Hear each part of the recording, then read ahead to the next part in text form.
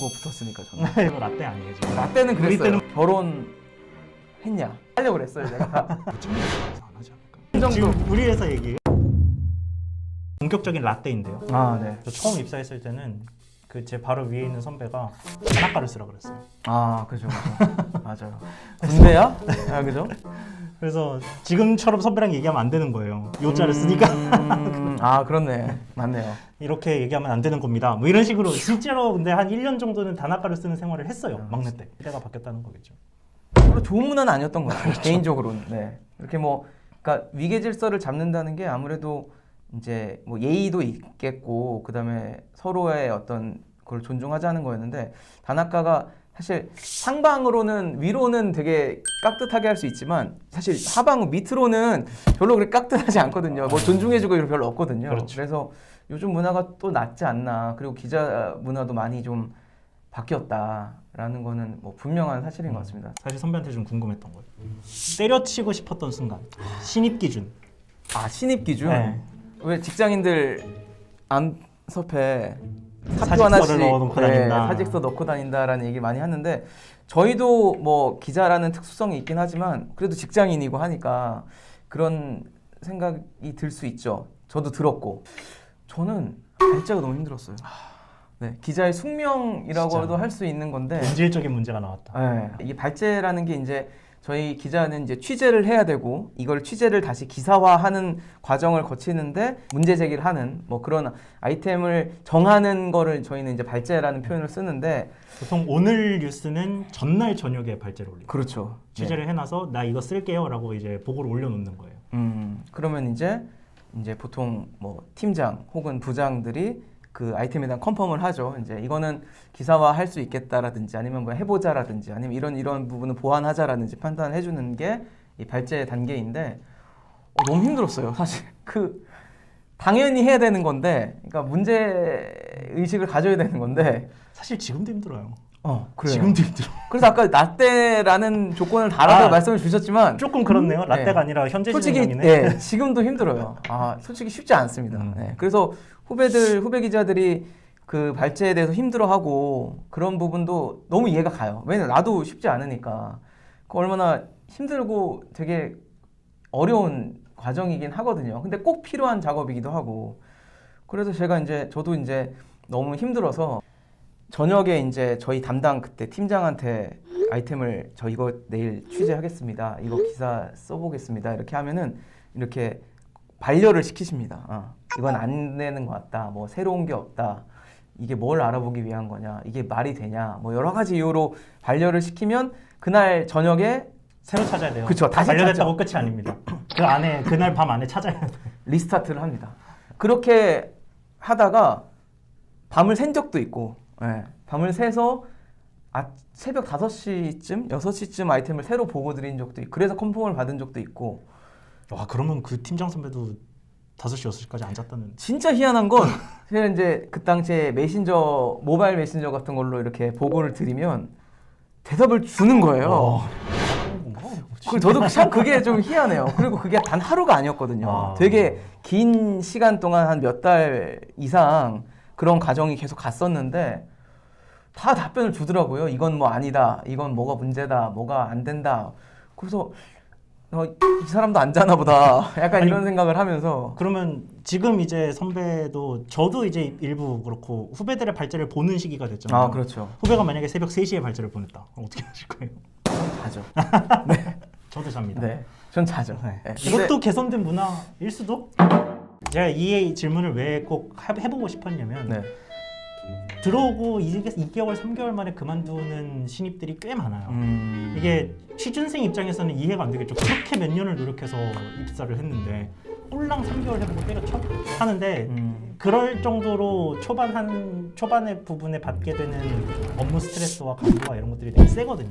근데 드리고 싶은 말씀은 1년을 버텨보고 만 1년을 해봤는데도 사실 도저히 적응을 못하겠으면 조금 더 내가 1년 전과 나아지지 않았다 라고 생각이 된다면 그만두는 게 맞는 것 같고 1년이 지나면 보통은 당장 때려쳐야겠다고 했던 생각이 많이 없어진 상태가 되는 것 같더라고요. 1년을 버티고 나면.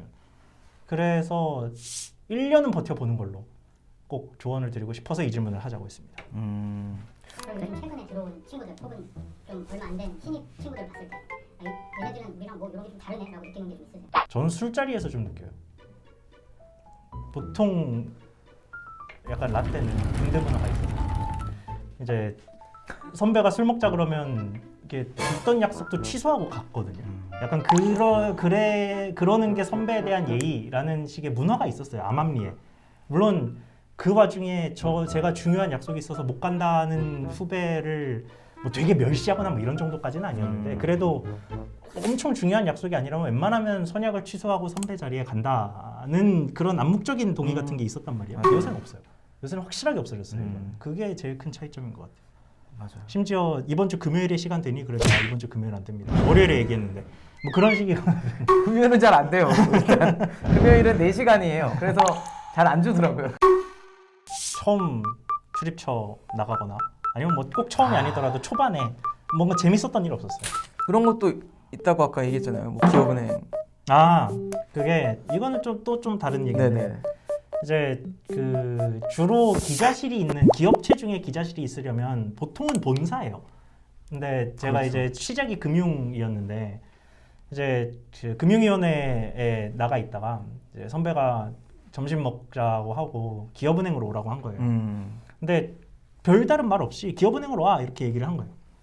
그래서 그 전화를 끊고 이제 막내니까 선배한테 되묻기가 너무 좀 무서워서 말을 못하고 일단 전화를 끊고 기업은행? 하고서는 네이버 지도를 켰어요.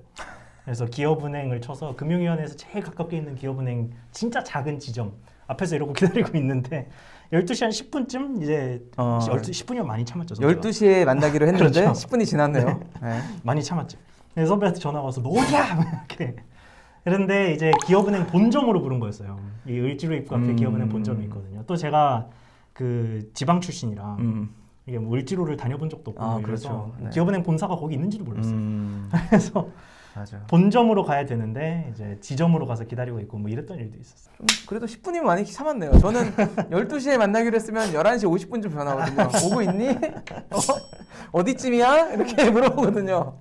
근데 10분 기다렸으면 상당히 오래 기다린 그렇죠. 거네요. 그래도. 많이 기다려줬어요. 이제 쭉 썰을 풀어봤는데요. 예전에 있던 저희의 라떼 이야기가 위주가 돼 있어서 요즘 또 들어오면은 그것과는 또 다른 그리고 저는 이 회사의 문화밖에 못 겪어봤기 때문에 다른 언론사를 가신다면 또 문화가 다를 거예요. 그래서 뭐 저희 이야기가 무조건 기자라면 반드시 겪어야 될 어떤 일이라고 생각하진 않으셨으면 좋겠고 제가 신입 때 가장 많이 겪었던 혼란은 이거였어요. 보통은 기자를 준비하는 사람들은 사회를 향해서 무슨 말을 하고 싶어서 기자가 돼요. 뭔가 내가 옳다고 생각하는 바, 내가 믿는 어떤 것, 뭐 이런 것들을 상대방, 그 대중을 상대로 설득시키고 싶은 거죠. 근데 그런 욕망 때문이라면 기자를 하면 안 돼요. 오히려 기자는 좀 전달해주는 메신저에 좀 더 가깝거든요. 거기에 자기의 어떤 주관적인 해석이 일부 들어갈 수밖에 없기는 하지만 그 해석조차도 보편타당해야 돼요. 내가 믿고 있는 바를 뭔가 설득시키는 게 주가 돼서는 안 된다고 생각을 하거든요. 그래서 뭔가 묻기를 좋아하고 이런 점에서 문제의식을 느끼는 정도 수준이 딱 기자학에 어울리는 수준이지 여기서 뭔가 변화된 어떤 방향에 대해서 내가 설득하고 싶은 사람이라면 기자에 대해서 조금 더 다시 생각해 보시는 게 좋을 것 같아요. 왜냐하면 제가 그런 사람이었다가 초반에 굉장히 많은 혼란을 겪었거든요. 그러면서 이제 목적과 뭐 성격을 조금씩 바꿔 나갔었는데 그 과정이 그렇게 쉽지는 않았어요. 그래서 지금 준비하고 계신 분들은 같은 혼란을 좀 겪지는 않았으면 좋겠다는 생각이 드네요. 사실 되게 힘들 거예요. 언론 고시라는 아까 말씀을 드렸지만 고시라는 표현을 쓰는 사실 이쪽 업계는 아닌데 뭐 사법고시, 행정고시를 사실 고시라는 표현을 쓰지 그런 게 아닌데 고시라는 게 붙었다는 거는 그만큼 쉽지 않다라는 아마 표현이 아마 고시라는 단어 안에 담겨 있다라는 생각이 들어요.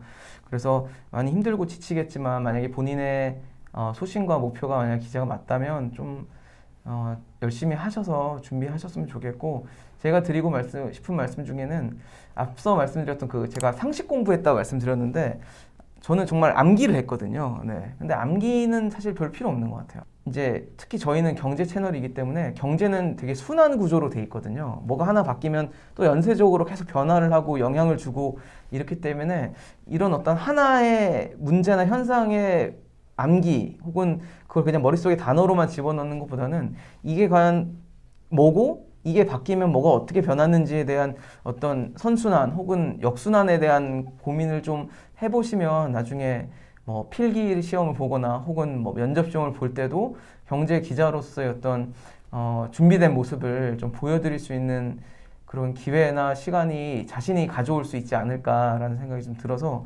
그런 부분에 좀 역점을 두고 하셨으면 어땠을까. 저는 못해서 굉장히 그게 아쉬웠기 때문에 그런 부분을 좀 중점적으로 준비를 하셨으면 좋겠다는 생각이 들고요. 마지막으로 방송 기자를 꿈꾸시는 분이 계시다면 뭐 그런 방송 용어 그리고 표준어 또 말투, 발성 이런 부분을 평소에도 준비를 좀 많이 해 오시면 아마 나중에 방송국에 오시더라도 뭐 여러 가지 본인이 이렇게 할 수 있는 역할들이 좀 많이 더 늘어날 거라고 생각을 합니다. 그래서 잘 준비하셨으면 좋겠고 코로나 시국에 너무 힘든데 힘내서 준비하셔서 언젠가는 이 영상을 보시는 분들 중에 저랑 또 이광우 기자랑 만날 수 있는 분들이 계시기를 저희도 기다리고 있겠습니다.